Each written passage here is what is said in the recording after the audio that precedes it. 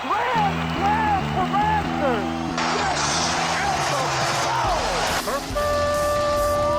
It's time for Blessed to Play on EWTN Radio, uncovering the role that faith plays in the lives of sports professionals from around the country. And now, here's your host, Ron Meyer. Fire, score! My guest today is Jonathan Kuplack. He's an ultra runner. In fact, he ran across America. That's 3,500 miles.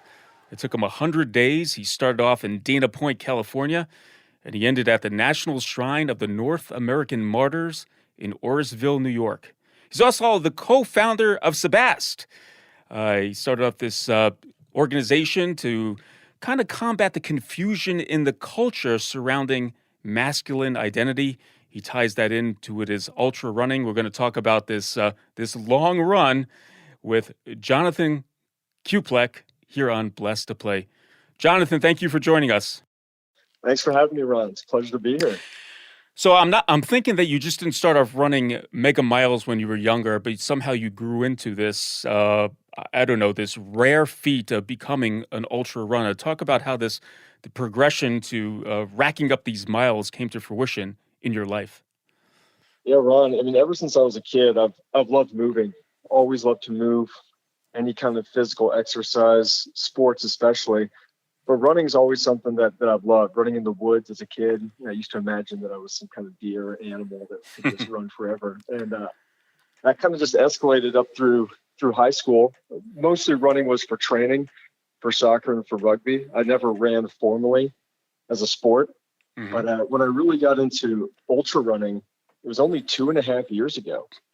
I was on a car ride and I had no radio and no CDs. But a buddy of mine had lent me his phone, and he had a book downloaded on his phone, and it was David Goggins' Can't Hurt Me. And I listened to the story of Mr. Goggins, and I'd been running. I mean, I'd been wanting to run an ultra marathon since I was 20. I wrote on a piece of paper 10 things I want to do before I turn 30.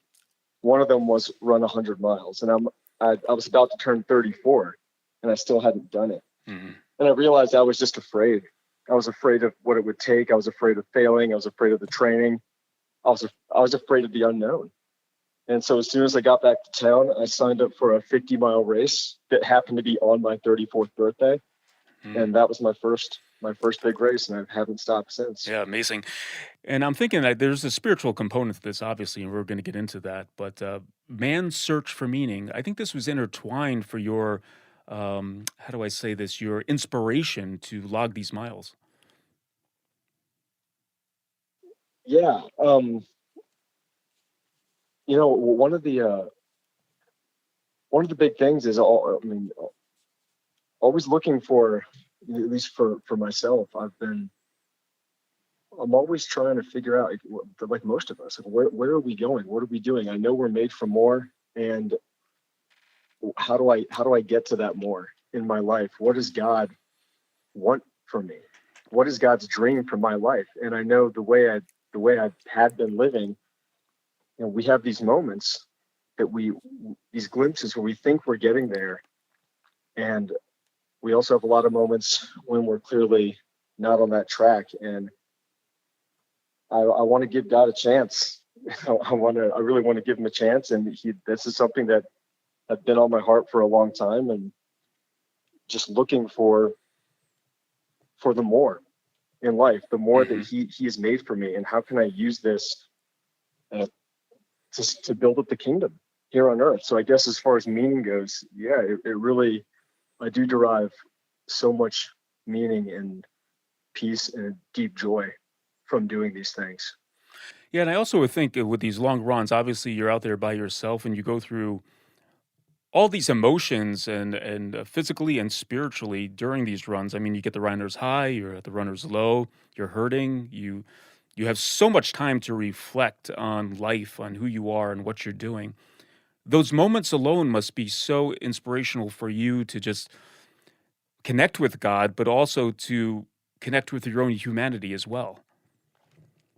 Yeah, Ron, I mean, it's funny, you're right. It's a spectrum. You experience a full spectrum of emotions during the course of these long days and hours where you're just moving. And sometimes it is joy. It's such an elation. You're out there in these beautiful parts of the world, the country, on these mountains, and you just can't believe how good God is and how inspired you feel.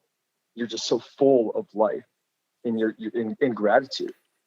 And then there are moments where it's just a grind and a slog and just to put one foot in front of the other. And yeah, it hurts. You don't want to be there. But I do love those moments. And there were so many of those on the Via Magna that I got very familiar with it. It gave me time to learn how to be in those moments and how to choose them. I mean, there are some sufferings in life that we can't choose, and there are some that we do choose. But even the ones that we can't choose, that are thrust upon us, we can still choose them. When it's happening, Lord, I choose this, and I thank you for this. And that's when it becomes redemptive and beautiful. So I definitely had a lot of time with that, and that's one of the great gifts that I received during the run. Was that specifically? Blessed to Play Ron Meyer. We're chatting today with Jonathan Kuplack. He's an ultra marathon runner. We're going to talk about his Via Magna, his run across America, 3,500 miles.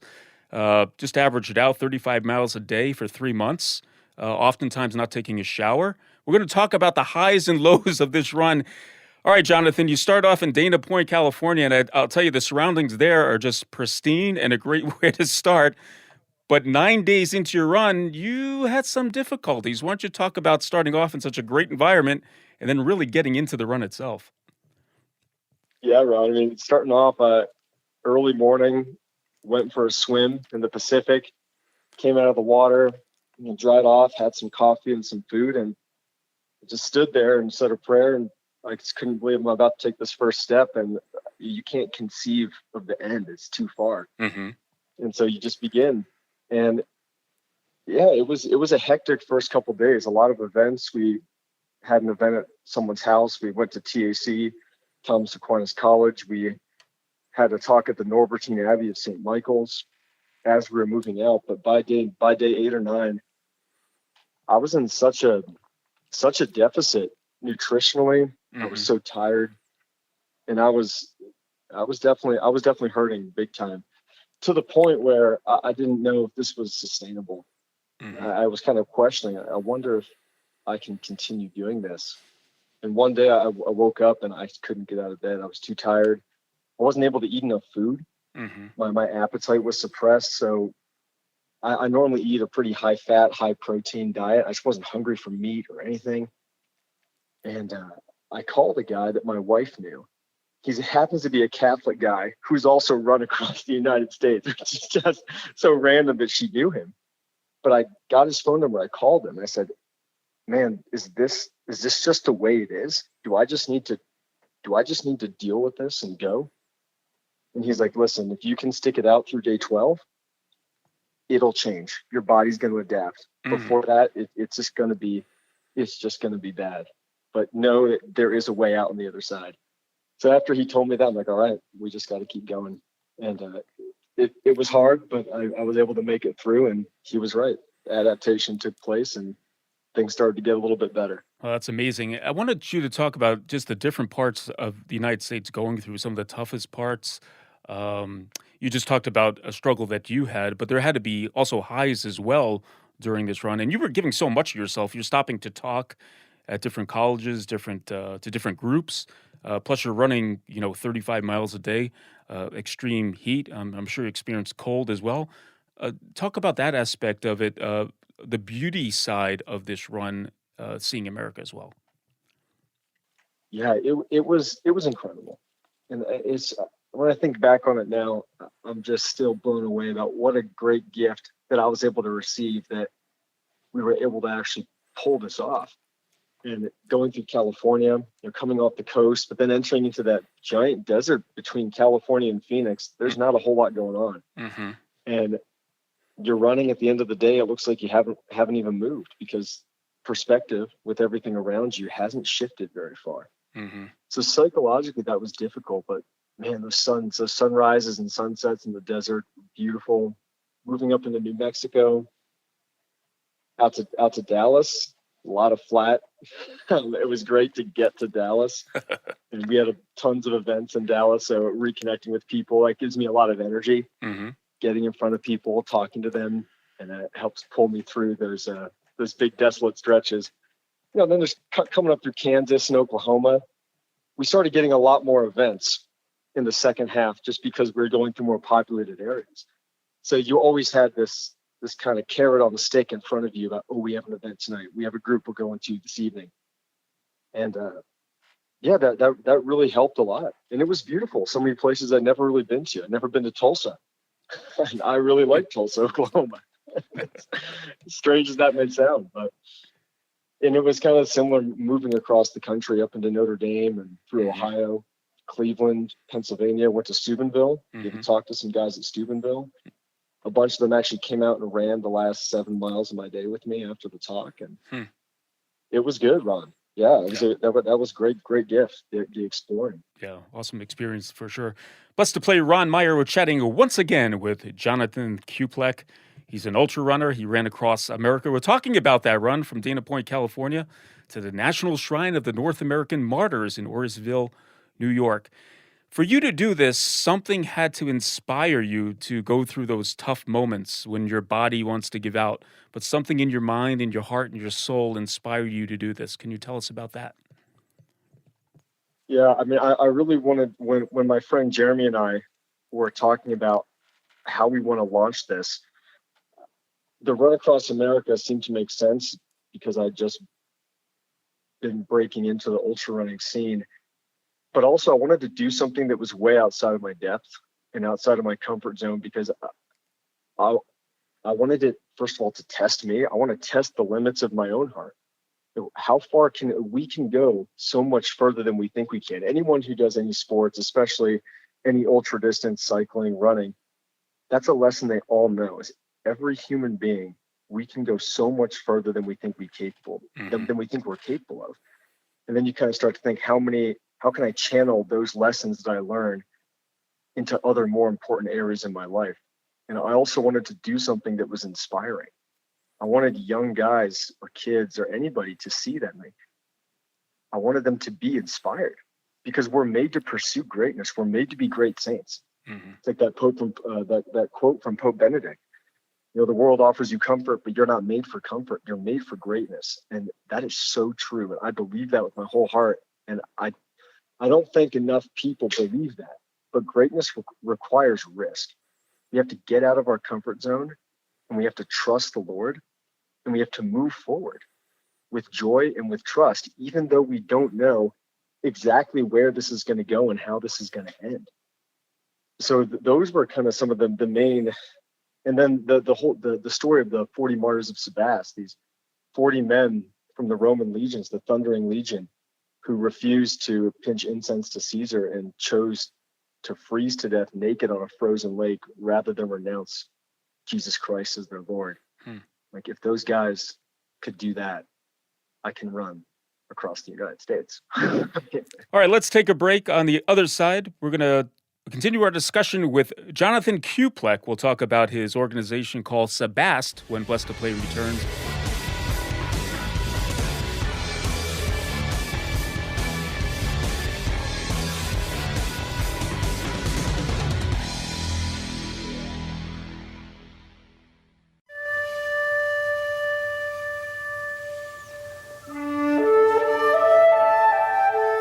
Glory be to the Father, and to the Son, and to the Holy Spirit, as it was in the beginning, is now, and ever shall be, world without end.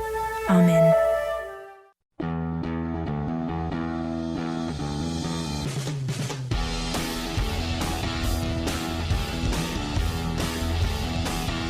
Welcome back to Blessed to Play. Ron Meyer, joined today by Jonathan Kuplack.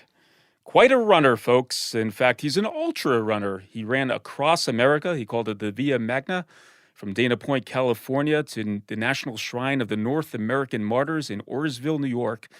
And in the first half of the show, he told us what he experienced. He experienced all the emotions that you go through on a long run. His body almost gave out.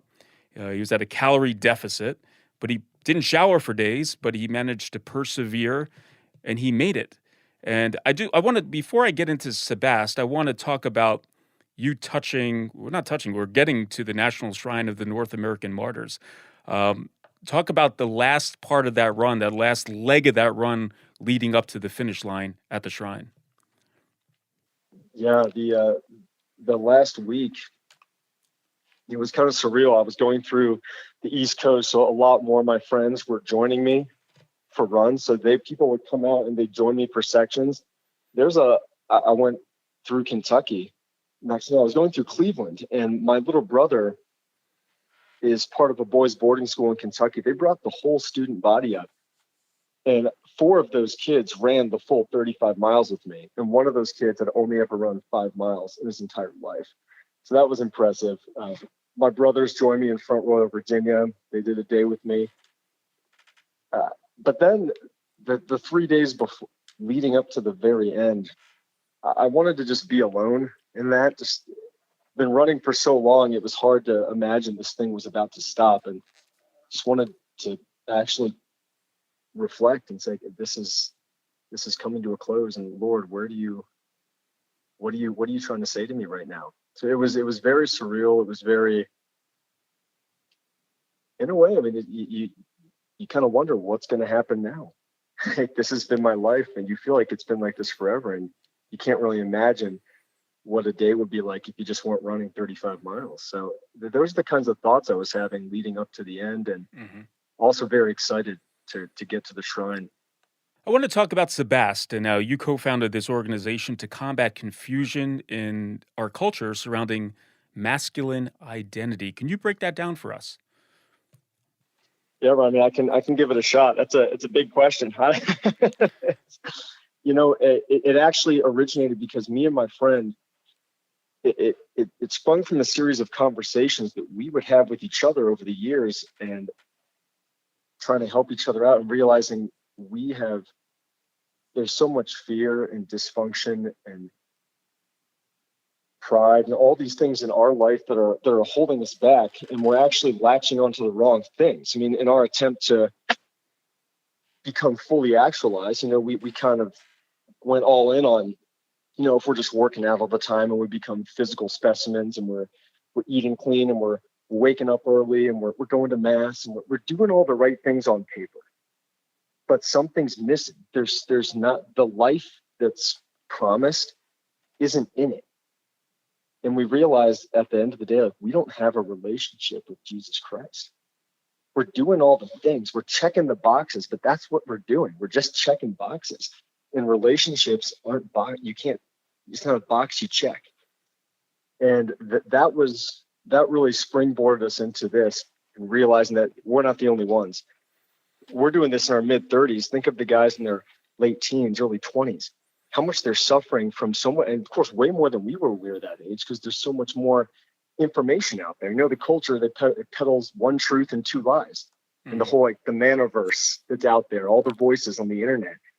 And we really want to try and help these guys see the truth that, yes, be strong. That's good. But we need to have a relationship with Jesus Christ. And that is the most important thing. And that's what we're doing out here right now with the 15 college men that we have out here this summer. Plus, to play Ron Meyer, once again, we're chatting with Jonathan Kuplack. He's the co-founder of Sebast. He's also an ultra runner and ran across America. Now, during your run, you stopped at the University of Notre Dame, and I understand you met up with some members of your organization, some college students. Talk about that, and what is your message when you're talking to these groups? Yeah, Ron, we did meet up with them. It was so great to see these guys. Oh, man, we've had guys from Notre Dame consistently over the past 5 years. So to see all those guys, and then they brought all their friends out. They all ran 10 to 15 miles with me for the day, and I'd never seen their campus. It's beautiful. So that was such a joy and pleasure to be there. And when I see them, it's so many of these guys, even our own guys still. I mean, change can take place in an instant, but transformation is the work of a lifetime. And just because you come out and you have a powerful experience one summer, these guys go back to their environments. And just like all of us, we need to be constantly reminded, what is the most important thing? Why are we here, guys? what are we doing down here? And it's easy to lose our way. So we talk about what is the way of men for us in this world? Who are we made to be? And we can only do that when we understand when we have a relationship with Jesus Christ, a real deep relationship. That's where we get our identity from. And once we have our identity that's rooted in our relationship with Jesus Christ, then we can go on mission. Then we can hear the mission, the calling he has on our heart, and then we can go out and hopefully he gives us the courage to go live that mission. But it starts with relationship, identity, and mission flows from that. So that's what I talk about most of the time with these guys. Now, I'm going to put myself in the shoes of a man who's listening to this show, and they're saying, Jonathan, that's all great. I mean, the side of giving myself to Christ and being on mission and all that, but I also have to incorporate myself into society, and society dictates that I'm supposed to be a certain way in order to function, even to make a living. What say you when you hear something like that? Society dictates to be a certain way. Well, I don't know if I quite understand the question, Ron. I'm going to take a stab at it. If I'm going on the wrong track, please just step in on me. What I would tell the guys is, there are demands on your life in the world, but if those demands are preventing you from entering into right relationship, from listening, from going into the silence and actually hearing that still small voice of the Holy Spirit in your heart, you need to rethink where you are and what you're doing. You got to step out. We climb a lot of mountains out here. We were just camping in the Southern Rockies on the mountain in the Southern San Juans this past weekend. And we're talking a lot about perspective. We got to get perspective on our lives, guys, and we got to get altitude. Let's look at it from 30,000 feet and look at the Gospels. Christ was always doing this, going up onto the mountains. These mountaintop experiences help us gain perspective to look down and see, what am I doing here? And is this in alignment with what I am made for? And I don't think those things are at odds. We're made to be in the world, but we can only fully become alive in the world and baptize the world and bring the world to Christ if we are in relationship with him first. That's the primary, most important thing. And we can't allow anything to get in the way of that. That's a short answer I'd throw out there. No, I think that's a great answer too, because I think the struggle with a lot of men is that what society is trying to make them to be, and like you mentioned, who they are supposed to be in the way God wants them to be. And that struggle is present, in our society for obvious reasons, right? But you bring up a good point that if your alignment is not right with God, you have to change it in order to get right. Do you see amongst young people today on the university campus, just talking to groups and everything, do you see they see through the lies that they've been fed, or do they come to you with saying, I need a different way, a different perspective of going about my life? Yeah, Ron, I love that. What I've seen is there's two camps, and we tend to get most guys in the first camp, but we get some guys in the second. I would say camp one is a bunch of young men that realize things are not right in here, basically in my heart. Things are not right. I know they're not right. I can feel it. I want to change. I don't know how. Or I want to change. I'm not able to because I'm a slave to so many cravings, addictions, and vices. I can't do I can't do the good I know I should do, like St. Paul says. Then there's the second camp of guys.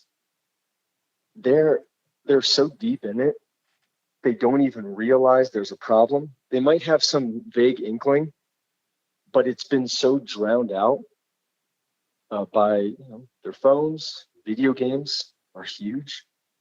Television, any kind of distraction. They submitted to it and given themselves over to the distraction so hard, it's almost numbed their sensibility to the state they're in. But let me just finish with this. What I have noticed with them, and it's the same with all of us, I mean, we're all humans and none of us are that original. When the pain of our circumstances the pain of our circumstances exceeds our fear of change, we break out, and then we're willing to do anything. When the pain gets strong enough, when it starts to hurt enough, they come looking, but it takes longer. Yeah. And this is analogous what you went through on your run through, right? You went through a lot of pain, and that pain actually caused you to strive for something greater. You didn't give up. You reached out. You reached out for help. You called the other guy who ran across America, and you got inspiration. You went into the depth of your soul, and you found a way to work through it and then get to the other side. And I think that is a great metaphor for life. And we could all take that from your run and what you went through and apply that to our individual lives as well. Well, Jonathan Kuplack has been our guest. What a feat, folks. Running across America, 35 miles a day on average for 3 months. He talked about his pain, his joys, his sufferings, but he's also reaching out to young people and to groups and, telling them that there's something far greater for their lives, and that's a relationship with God, and he's definitely trying to communicate that in his work with Sebast. If you want to know more about Sebast, just go to sebast.org. That's SEBASTE.org. Jonathan, thanks so much for the time. I do appreciate it. And all best wishes to you on your future runs. They might be a little lower mileage, but great. And I wish you all the best with your work with Sebast as well. Excellent. Thank you, Ron. Appreciate it. Hey, Blessed to Play fans, check us out on the web at blessedtoplay.com. That's blessed, the number 2 play.com. You can like us on Facebook and hit us up on the platform X at Blessed to Play. For Jonathan Kuplack, I'm Ron Meyer. Thanks so much for joining us right here on Blessed to Play. You've been listening to Blessed to Play with host Ron Meyer on the EWTN Global Catholic Network. If you have a question or comment about today's show, feel free to email us at info@blessedtoplay.com. That's blessed, the number 2, play.com. You can also connect with the show on the web at www.blessedtoplay.com. Again, that's blessed, the number 2, play.com. Join us again next time for Blessed to Play on the EWTN Global Catholic Network.